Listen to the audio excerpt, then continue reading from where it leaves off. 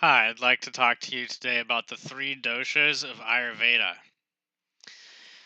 The three doshas of Ayurveda are pretty much the pillars of understanding of all Ayurvedic thinking. If you want to understand Ayurveda, then you're definitely going to want to understand the three doshas.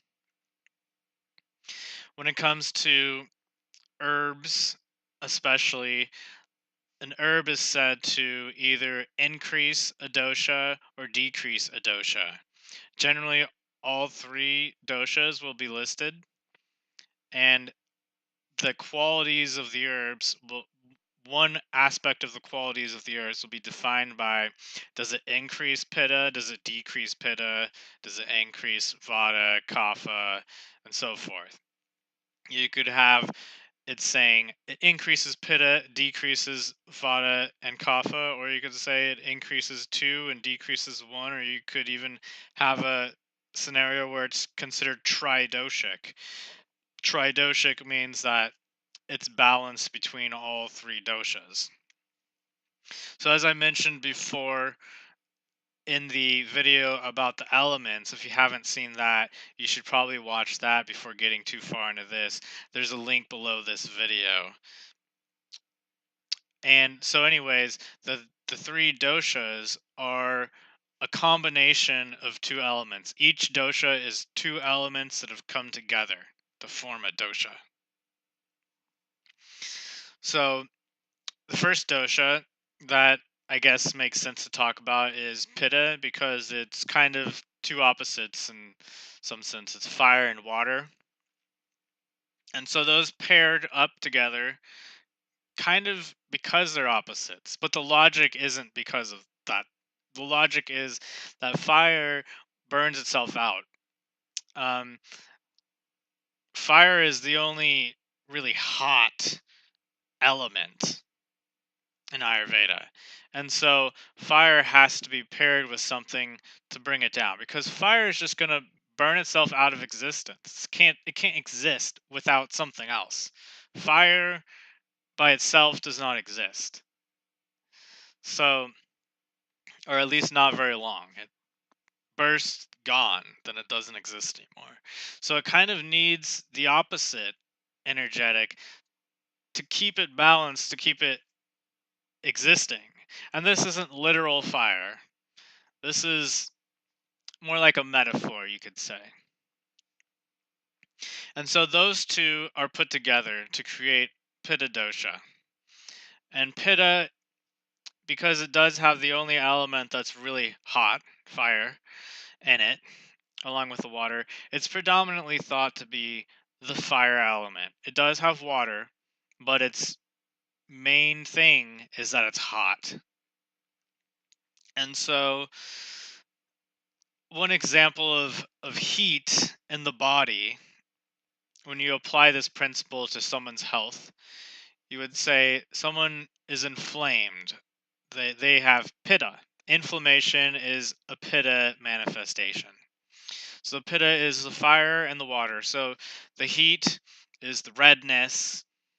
When things are inflamed, they tend to be red. They tend to be warm.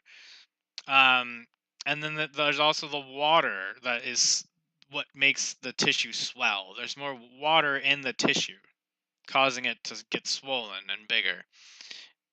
And so that's pitta, that's fire and water. Although generally pitta is more just a sign of heat in general. So an excess of pitta could also be seen as anger. For example, someone who is very angry has heat in the body. They're overheating, they're spicy, the pungent flavor of food is associated with pitta. It's hot. Anything spicy increases pitta. And so pitta is also associated with stress. Pitta is very stressed out. It's all about action, fire, explosions, making stuff happen. It's very aggressive, kind of like an adrenaline junkie.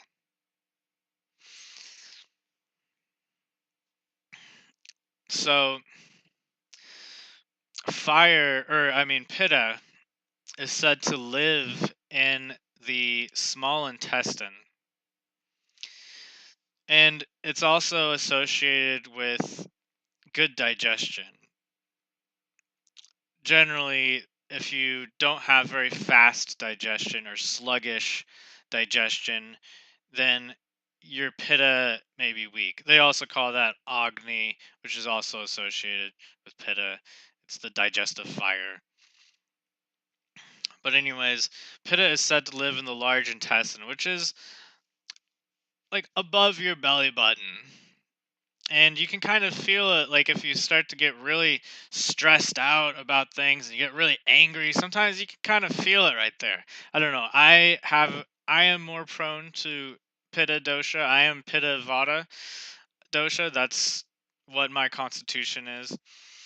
I'll explain more about that later. So maybe I understand this better than most people, but I can feel kind of like a sick, sour kind of heat coming from there sometimes if I get too angry or something like that. So the other thing about pitta in all the doshas is that they go out of their home where they are supposed to be.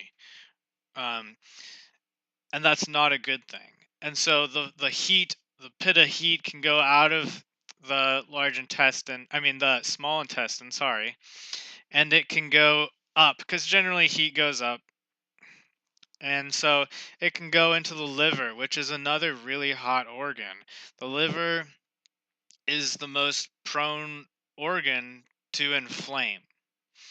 And so naturally, pitta likes to migrate over to the liver.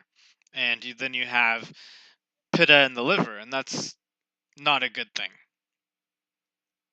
That can manifest as more anger. Um, you can actually see what is called liver lines in a type of Ayurvedic. They call it face reading, but it's more just looking for signs and symptoms in people. And it's kind of the lines right above the nose between the eyes. They go upwards, and like you can see if you squint like that, there's lines. Those two lines.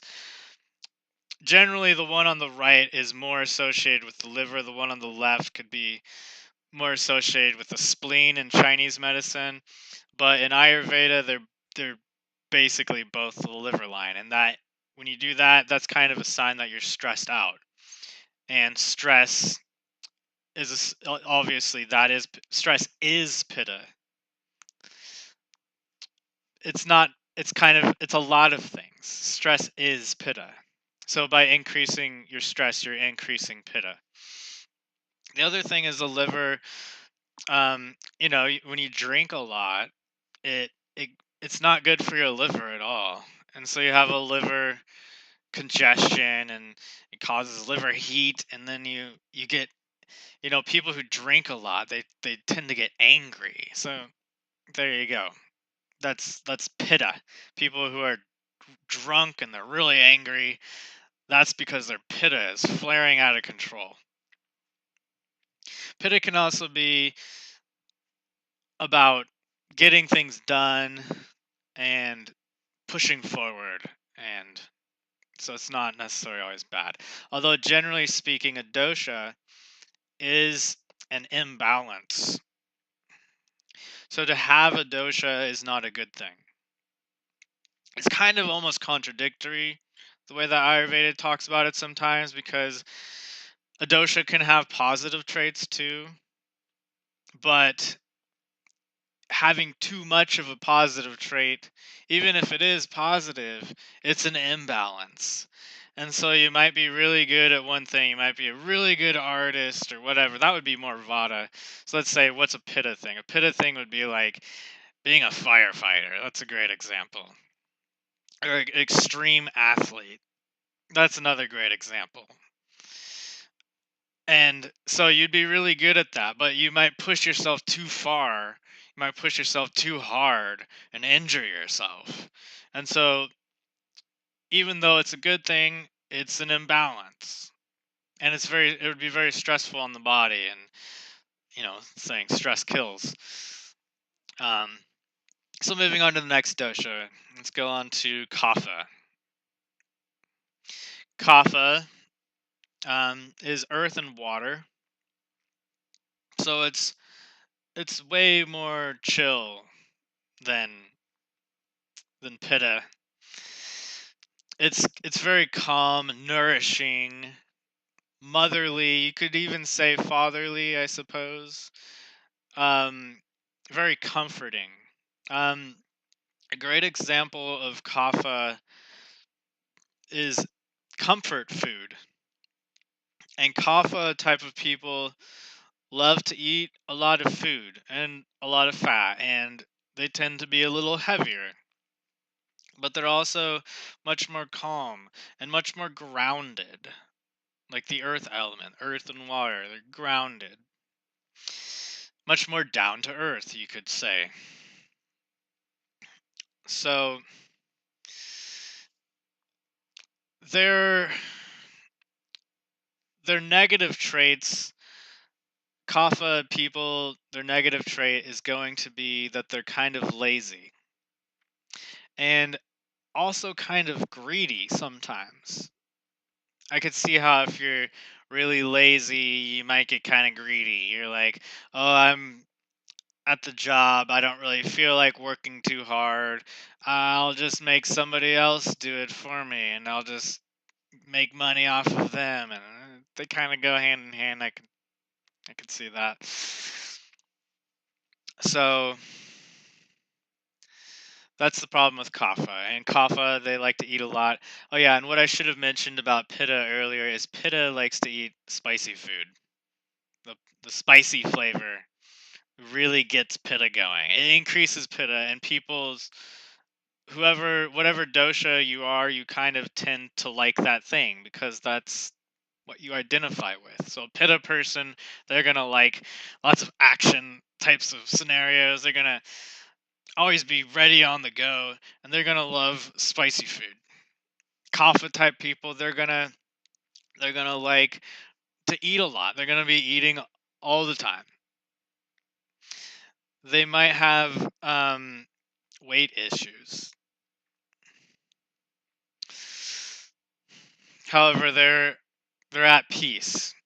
Um, a thing to mention about that is oil in Ayurveda translates in some scenarios to mean love. So oil is love, and oil is kapha. So kapha is very soothing and nurturing and loving in some aspect, you could say. Moving on to Vata. Vata is. Oh, wait, I should mention Kapha's home is in the stomach. And when Kapha gets aggravated, it tends. Well, aggravated. Kapha doesn't get aggravated, but that's what you'd call it.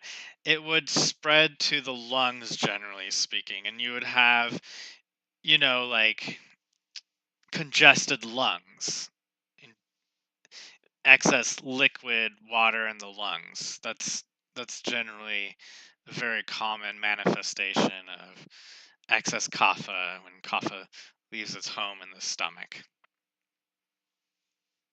And if you think about it, the stomach lining, or the stomach is all about digesting food, right? Kaphas love to eat.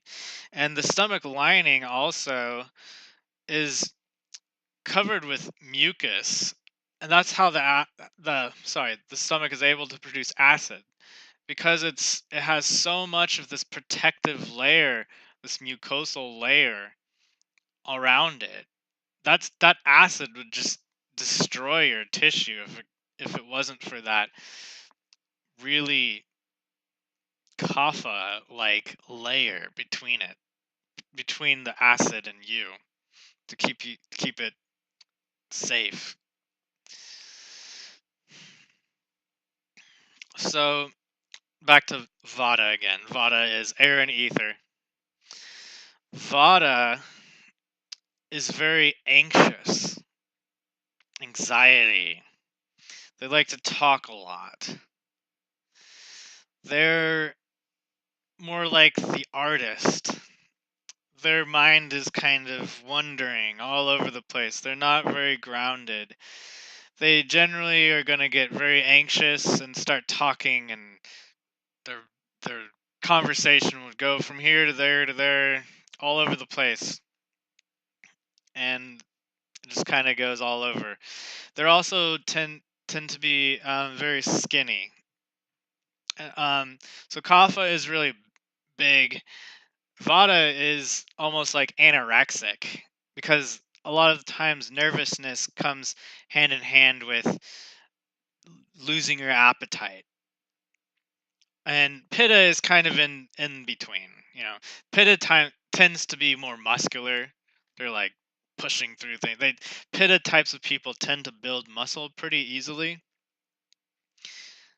Um, and Vata people are just generally really skinny, but they're more in their thoughts. They're more intellectual. They could have a very intellectual conversation about something, but they're not as here in the present moment. So Vata is associated with the nervous system, although its home is the large intestine, which is below your belly button. If you feel like stomach cramps, you're going to tend to feel that below your belly button area. And that has to do with the Vata digesting or not digesting very well. Because Vata is associated with not very good digestion. Again, they're skinny, they get anxious, they don't eat too much, tend to be anorexic. Not necessarily, but more so than the other doshas. So, when Vata dosha gets aggravated, it tends to manifest in the nervous system. Vata is also about movement. Like I said, the thoughts are kind of all over the place. It's not very steady. Pitta is more like found a target. Remember, Pitta, fire, water. It's like there's a target and I'm going for it. Kapha is more like I'm already where I want to be. I'm just going to hang out here. Vata is more like, oh, let's go over there. Oh, what's that? Oh, hey, that's really interesting. Oh, but what about this? Kind of all over the place. It's about movement.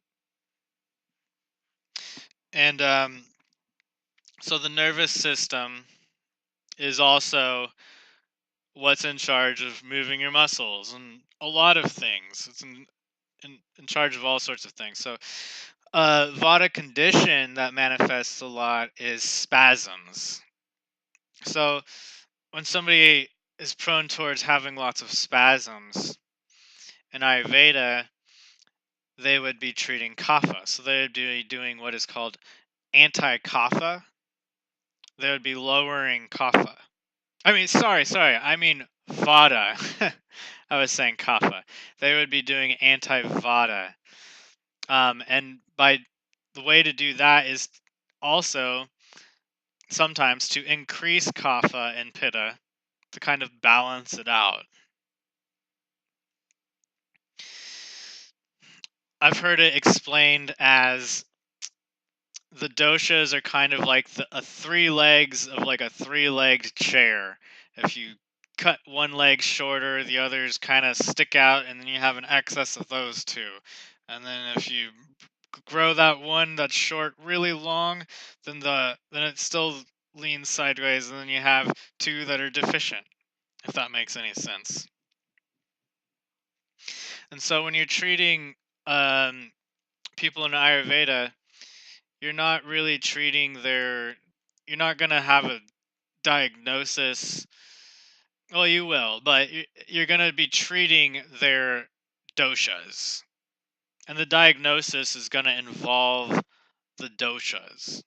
So, and you're not really necessarily going to treat like Vata dosha inherently just as it. You will to some extent, but a lot of the times it will be something like having Vata dosha excess in your throat. You have a dry throat because Vata is dry and cold.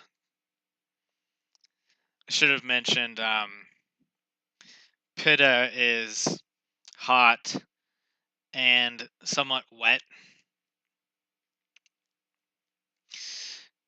Kapha is cold and wet, earth and water.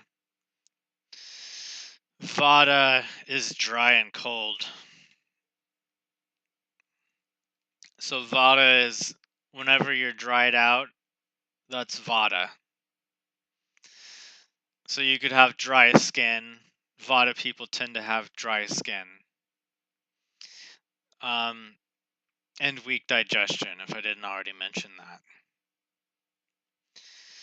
So I'm going to go back around and do a quick little bit of some examples of how these would manifest.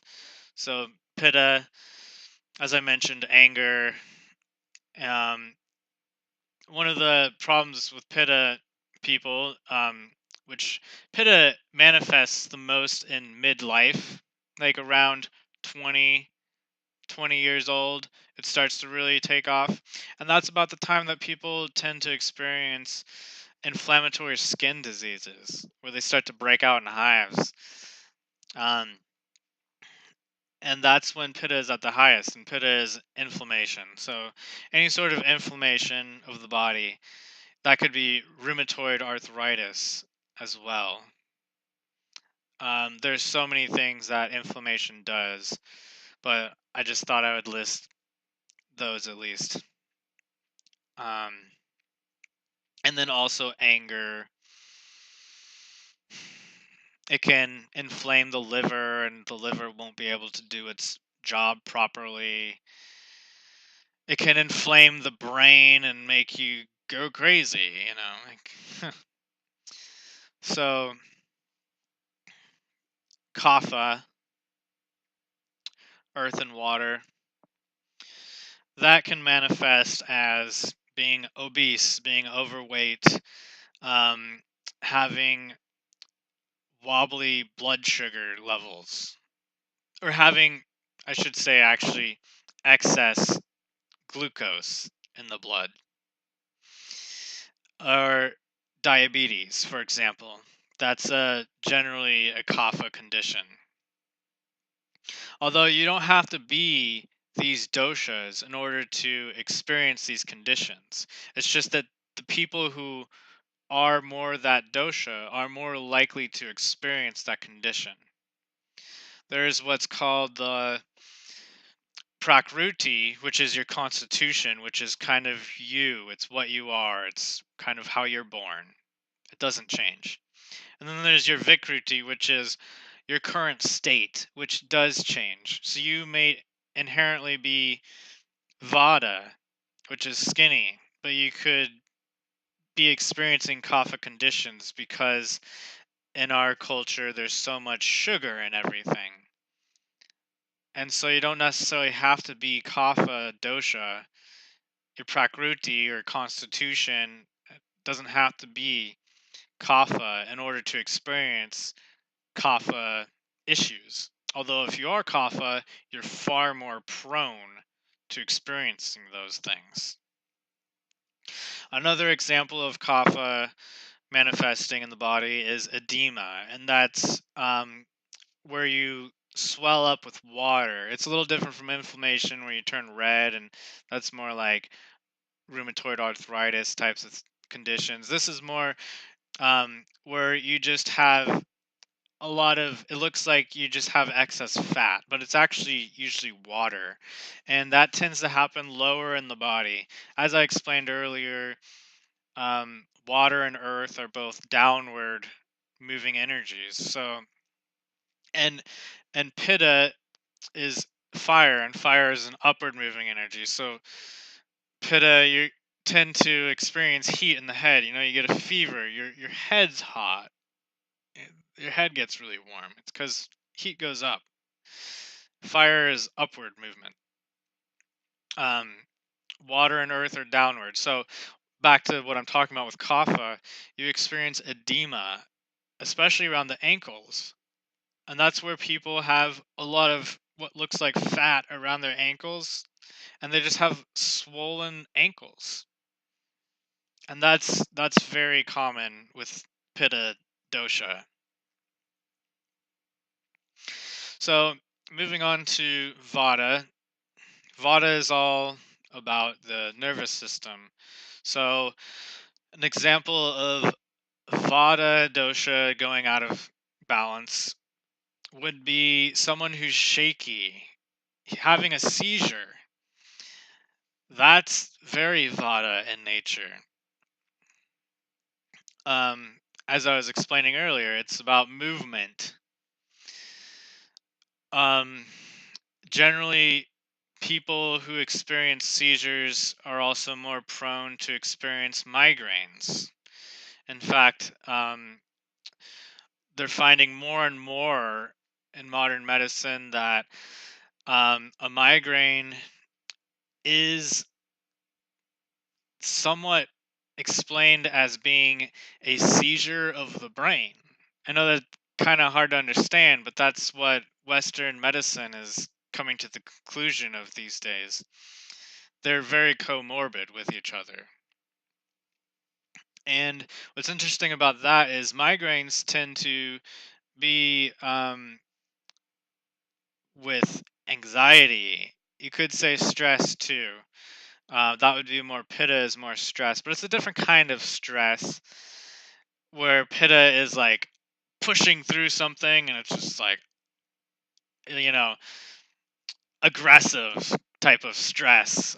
Where the type of stress that I'm talking about is more like anxiety kind of sort of stress.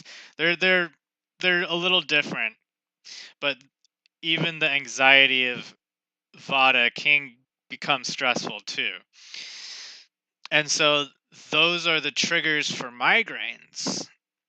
And so that's interesting. And then the link between migraines and seizures are very clearly vata.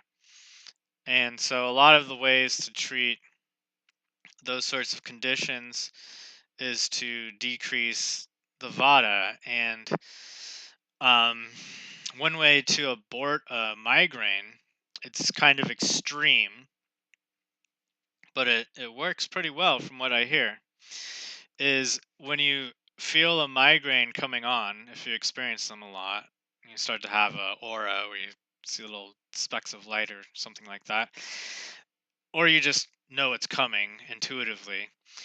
If you have 2 heaping tablespoons of ginger powder, that's a lot. I know people worry, especially Vata people who tend to have these things the most. They also tend to worry, like anxiety, worry.